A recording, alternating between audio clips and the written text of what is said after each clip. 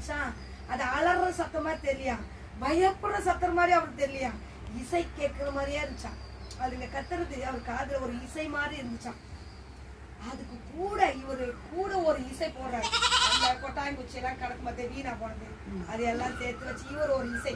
காட்டுல ஒரு சத்தம் கேக்குது, பறவைங்க சத்தம் கேக்குது, மிருங்குகளின் சத்தம் கேக்குது. இவர் கூட அதுக்கு மேட்சபிளா இவரு வெறும் அந்த ஓட்டு தேங்காய் ஓட வச்சுக்கிட்டு இவரும் ஒரு இசை பண்ணி நிறைய பாடல்கள் எழுதுறாரு. அந்த பாட்டு தான் பைபிள் இருக்கிற சங்கீதம். சங்கீதம் 150 இருக்குதுல்ல, நம்ம இந்த வாரம் படிச்சோம்ல. சங்கீதம் 128 படிச்சோம்ல பவானி.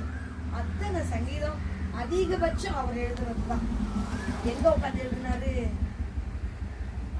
காட்டுல சிங்கம் போடுற சத்தம் அவருக்கு பயமுத்து சத்தமா இல்ல, அது ஒரு மியூசிக்கா இருந்துச்சு. ஏன்னா அவனுக்குள்ள இருந்த இயேசு பெரியவரா இருந்தாரு. ஆகினால சிங்கத்தின் சத்தம் அவருக்கு என்னவா கேட்கல, தன்னை கொண்டு போடுகிற ஒரு ஒரு மிருக சத்தத்து மாதிரி கேட்கல. புரியுதா உங்களுக்கு? புரியுதா?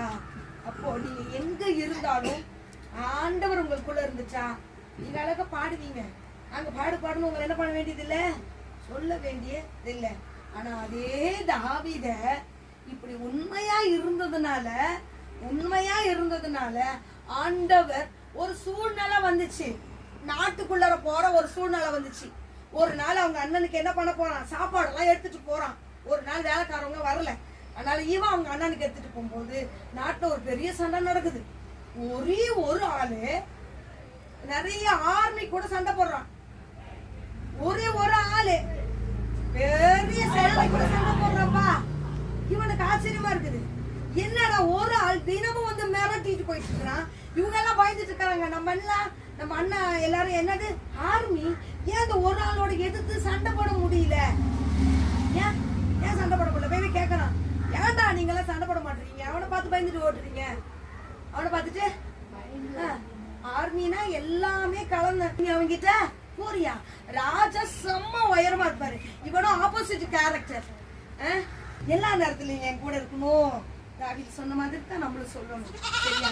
அப்படிப்பட்ட அனுபவங்கள் நமக்குள்ள வந்துச்சா பாருங்க. இந்த தாவீது சொல்றான், அந்த கோலியாத்து, அவன் பேர் கோலியாத்து. அவன் சொல்றான், டேய் என்னடா அவன் நாட்டுல யாருமே யுத்தம் பண்றவங்க இல்லையா, தம்மாண்டு பையன் நீ வந்து நிக்கிற, உன்னை பாரு இப்பவே அடிச்சு காக்கா தூக்கி போட்டுறேன்னு சொல்றான்.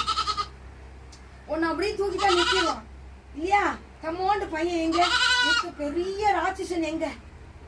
இப்ப சொல்லுவான், நீ யார நிந்திக்கிற, எனக்கு சின்னவன நிந்திக்கிறல்ல, அந்த ஆண்டவர் எனக்குள்ள இருக்கிறான்னு சொல்லி 2 பேத்துக்கும் யுத்தம் நடக்குது.